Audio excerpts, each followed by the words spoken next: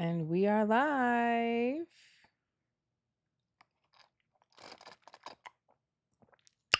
It's like, no, that's so annoying. Still one of my kids' juice boxes. Let's get the lives in here. Oh, I did it again. I messed up Instagram. Hold on. Hold on. We are here to talk about last week's episode of RHONY, y'all. I'm late. I know. I know. Let me get Instagram back in here. These long fingernails. Always hitting the wrong button.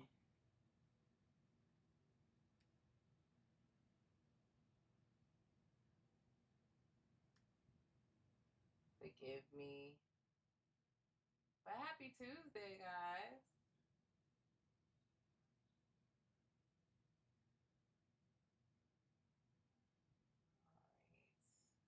Alright. Let's try this again with Instagram.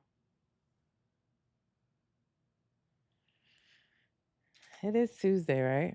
Yeah. Happy Tuesday, guys. I said, y'all know I'm not doing well with Real Housewives of New York. I am not really feeling the reboot. I have not been feeling it. And no, it's not just because I miss the old cast. It's truly because I don't find them that entertaining.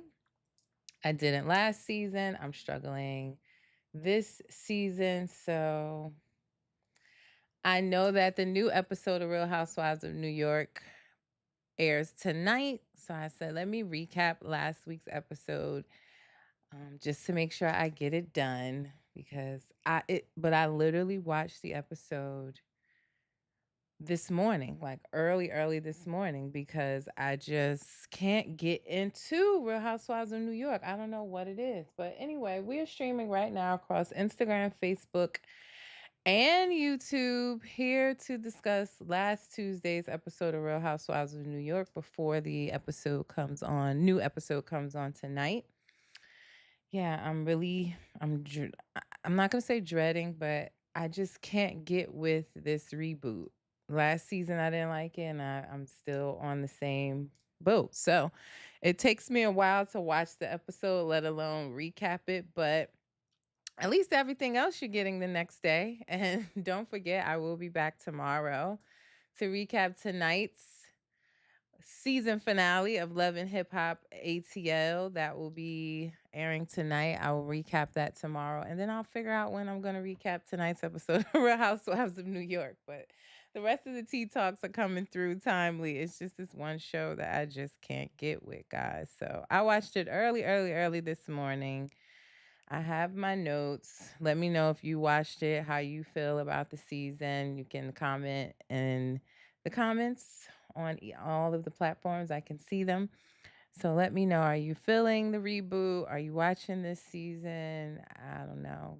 Salt Lake City is just that girl, and OC is right underneath it, and RHONY is just not doing it for me. But the ladies arrived in the Hamptons. Aaron invited them all to the Hamptons for the weekend. She's trying yet another hosting of a girls' trip. Last time she ain't have no heat. They was complaining she ain't cook no breakfast. Like they was not feeling her hosting skills, but she's gonna try it again. House looks gorgeous. But they arrived. They started arriving one by one, two by two. They all traveled different ways. Some went by helicopter. Some drove up individually. Sai and Uber drove together. And soon as Sai and Uber get there, Aaron starts shit. That's what she does. Like I know some people like Aaron. I honestly don't. I know she's being very transparent this season and sharing what's going on in her life, but I don't like the way she treated her husband and his conversation. And, I'm just not here for making her man feel like, oh, if you don't make enough money, I can go back to riding on PJs like I used to. And, I didn't like that. So she's starting shit soon as Sai and Uber get there telling them that, oh, well, Raquel said that y'all didn't offer to let her ride with y'all. She says she gets car sick and needs to ride in the front. and y'all ain't even offered to one of y'all take the back seat. Um, yeah, that's what she said. So, you know, they're already annoyed. Like, damn, I just got in the house and already here's something about Psy and Uba, and Psy's always the bad guy. You know, she's feeling like that because she got so much backlash that was warranted, in my opinion, but she got a lot of backlash last season for being the mean one. So she's hypersensitive about when people say things mean about her right now. So yeah, Aaron gives them that bit of tea, and they're like, all right, clocked. We'll see when Raquel gets here. But Uber pulls Bryn aside to get Bryn to have a conversation with Sai, which I found surprising just because Uber don't really care for Bryn, from last season, and Bryn telling her business about her Connecticut man. So I found it very strange that she was the one to pull her aside to get her to talk to Sai, but I guess she's good friends with Sai. So there you have it. um, they get Sai to come over to talk to Bryn. They're upset at each other because Bryn told Jenna that Sai says she hates her. So that's the big, big story. So Bryn and Sai sit down and have a conversation, and Bryn she dives right into an apology. Like, she reminds me of Tamra, like, starts a lot of shit and then goes right into, well, I'm sorry. I'm sorry. So she sits down, she dives right into an apology, and Sai is like, no, I want you to hear how you made me feel, how, what went down, my side of the things, of all the things. And yeah, they're kind of going back and forth, in my opinion. Like, Bryn dives into the apology side, wants to clear it up that she doesn't hate Jenna. She didn't say that. Where did that come from? So Bryn calls in Jenna, and Jenna, the least problematic one, that really doesn't want to be involved in the drama. But I mean, I guess Jenna, a lot of people have been coming back to Jenna to saying, like, well, this one called you broke, this one hates you. Like, for someone that's so unproblematic, they really have a lot to say about her. And I guess it's because, is it the money? Is it her, clear unbotheredness? I don't know why always Jenna is the topic of a conversation. Maybe because it's the popularity she gained from, she was already known, but being on this show, she's definitely the one, in my opinion, the it girl. Everybody calls her, Jenna fucking Lyons. So I don't know, but they all seem to have something to say about Jenna. But, Brent calls Jenna over, and Jenna's saying, like, well, yeah, it was said to me that you hate me. And hey, Lily, thank you for checking in on YouTube. She says, hello, here for the recap. I'm sure it'll be better than the actual show. I watched Potomac last night and it wasn't that interesting, except when Karen called out Ashley's bunions. Exactly. That's what I was saying. That was the only highlight. So right now I am recapping last week's episode of RHONY because, right, I just don't find this season good at all. And it takes me a while to watch it and recap it versus all my other shows where I'll do the recap the following day. It just takes me a while. But I said, new episode coming on tonight. Let's get this done. So Bryn calls Jenna over, and she's saying, right, like, yeah, it was said that, from multiple people. And I guess Jenna's hearing that around town that Sai says she doesn't like her, she hates her. And that's kind of Bryn's argument as, okay, well, I may have said that you said it, but it's multiple people saying, like, why are you just picking me out of, the 70 plus people that probably already that you said this to, and it's getting around town and around to Jenna. You're mad at me for bringing it to or telling Jenna as well. And I think with Sai, it's more so like, well, she thought they was friends, and then you're adding to or playing the telephone game. And if I said I didn't like her, then it turns into, like, when it gets back to Jenna, it's I completely hate her, and that's not the case. So I felt like it was an unresolved conversation. They ended like most arguments that's happening in the Hamptons on this episode. Nothing really gets resolved. Like, they kind of walk off and then hug and make like it's okay, but they're just sweeping things under the rug. At the end of the day, Saya's still upset with Bryn that she may have shared something with Bryn that she shouldn't have about Uber and her man in Connecticut. Saya should have kept that to herself. She told Bryn and then Bryn outed it. So there's a level of trust missing there. They're sweeping that under the rug and not really getting to the root of the issue. And then that's how all these stupid issues are starting about, oh, you said Jenna is broke, or oh, you said you hate Jenna, when they're not just getting to the root of the issues or resolving how they felt about each other from the last season. That's the bottom line. But yeah, I don't really feel like it was resolved.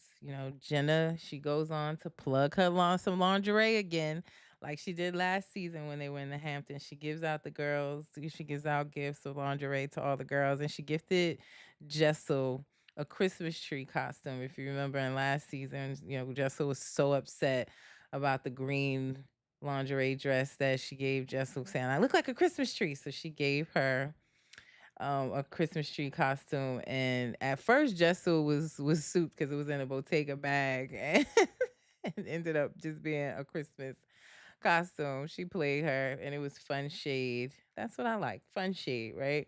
Like, yeah, remember? I didn't forget. So it was cute, and then she ended up giving Jessel some really cute lingerie. So it was a cute little moment.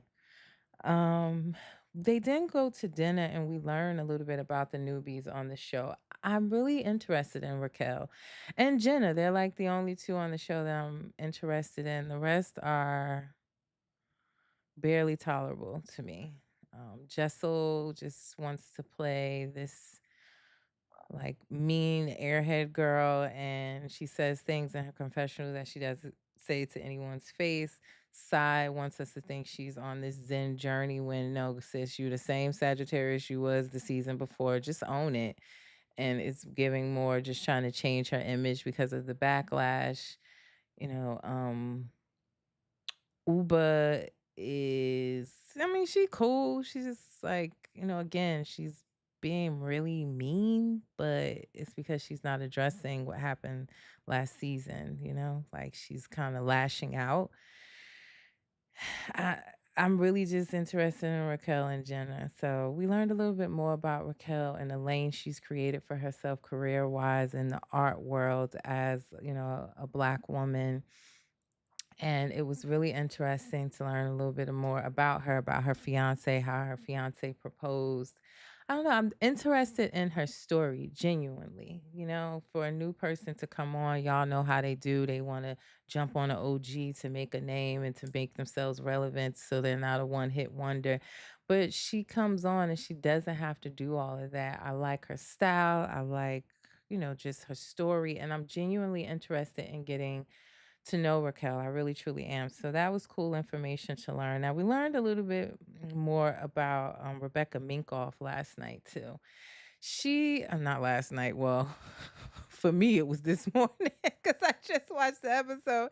But we learned a little bit more about Rebecca Minkoff, and to be honest, she seems a bit chaotic. She comes off to me like Brittany on Salt Lake City, just chaotic all over the place. But she's like, yeah. Um, at the age of 16, my parents said, if you don't use drugs and alcohol, I'll get you birth control. And she was like, sign me up and I'm gonna start humping all around town. Like, what?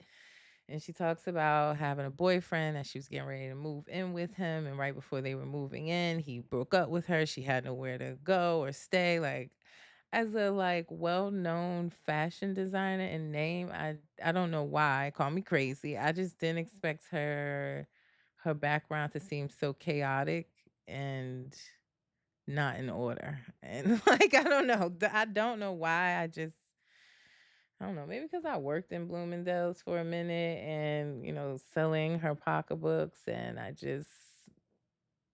don't know. I don't know. I can't even explain to you why, but I just didn't expect it to be so kind of like chaotic. So I was like, huh, okay. I'm more interested in learning about Raquel, but she just has just a kooky little background, I guess. Um, and then Uba starts what I call Pigeon Gate. She says, they get back from dinner, they come home, and they're asking Uber why she's so quiet, reserved, and she's saying, she's talking to Aaron and Jessel, and she says how she is kind of afraid to open up because or talk to anyone because it's the telephone game in the group. You tell one person something, they tell everybody else. By the time we get to the other people, they done added 10 things to the story. Everybody's words are getting twisted.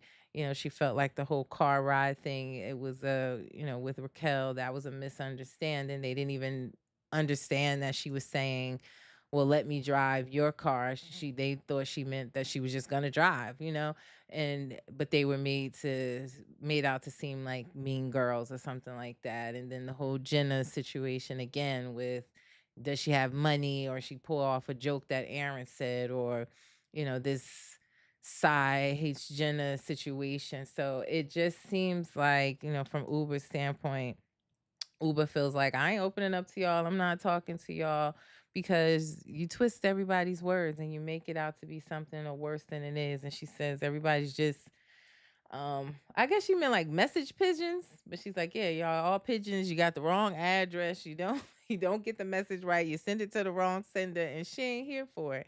And she also confronts Brynn in that moment that, even though Sai had the conversation with Brynn, they hugged. She said that Sai came to her after that saying that she didn't feel like it was resolved, or that Brynn didn't give her a chance to speak. And Brynn saying, like, well, why are you worried about it? Like, we had a conversation. Are we completely resolved? Maybe not, but we're moving in the right direction. Why are you trying to take it backwards? And I do feel like Uber is being a bit of a spokesperson for Sai, because if Sai felt that way, it was tabled at that point, and Sai, I think, is more than capable of coming back around and finishing the conversation and bring at a later time. Like, it's a girls' trip, but it did kind of feel like in that moment, and also throughout the rest of the episode, that s- Uber was kind of speaking for Sai when where we all know Sai is capable of speaking for herself. So I also did not like in that moment when, Bryn said Uber said about Bryn, having issues and trying like sweeping it under the rug, but then we'll come up with another issue with the group. It felt like I did not like when Bryn was mocking Uber. Like, Uber was saying something like, no, no, no, no, no. And she was kind of mocking her like, no, no, no, no, no. I didn't like that. That was rude to me. Um, and honestly offensive, because she was mocking to me her accent.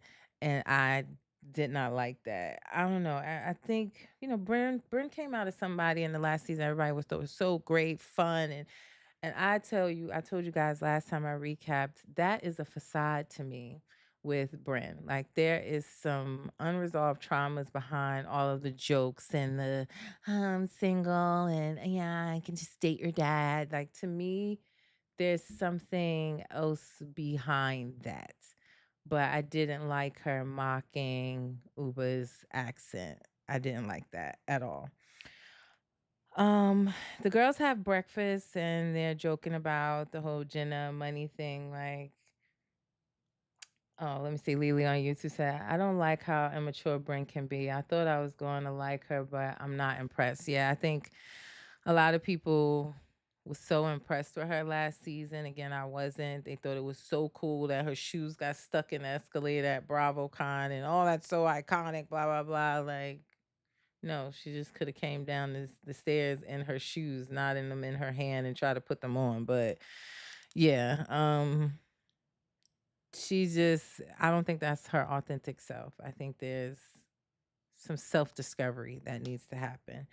But they're having breakfast and they're joking, and Jen is saying like, "Yeah, if my car breaks down, I'm only gonna ride with Aaron because, she'll buy my Ubers, and she's saying I didn't have money. I just wanted to see if she could afford it." Like, they were joking around, and it was kind of making light of what happened. And Bryn says, maybe because you, oh, I'm looking at my notes, y'all. So They're joking around, and Uber comes in, and she's like, "Yeah, that's why I think Sai's not here at breakfast." Again, being the spokesperson, and she's like, "She's not here because words are getting twisted around, like how they were the situation they were joking about." And then Bryn says, "Well, maybe Sai's not here because, or words are getting twisted because you showing up as a spokesperson. Like Sai can't come out here and have a conversation." And I agree with that. Again, instead of Uber just addressing her issues with Bryn, she's addressing Sai's issue with Bryn when Sai can do that herself. Like, let's just get to the real problem. You guys are not resolved from last season and her telling about your relationship, which is going well, by the way. So if you need an apology or if you just don't trust her and want to keep her at a distance because of that, tell her that and y'all can just coexist. But it's almost like keep finding reasons to go at Bryn. And again, why I don't care really for either one of them. Neither one of them are like on my radar for anything. It was just like we keep going back in circles every dinner, every every gathering on this trip is being ruined by the same pigeon conversation. But you know, she Brent says, well, maybe why you being her spokesperson? And Uber went right into like, shut the fuck up, like yelled at her. And it was like, wow, how do we get there? How do we get there? But again, that's unresolved issues and it's just, boiling over. And she's, Jessel says, what I was thinking and what I just said, like what we're seeing here is what underlying issues not being addressed. That's what we're seeing happen. And I agree with that. Um, Uba says everyone is pigeons and they need to clean their ears. Brent says, okay, can we be respectful? Like the name calling, the yelling, the cursing, the FUs and all of that, or shut the F up and all of that. Why? She said, I know I don't function in conversation like that with people just yelling or calling names or being insulting.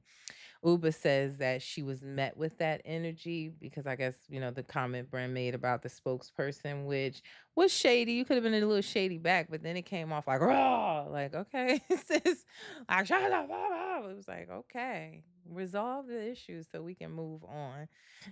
And again, it didn't get resolved. Sai comes out, she hears what's going on. She's sitting there and she yells out pineapples.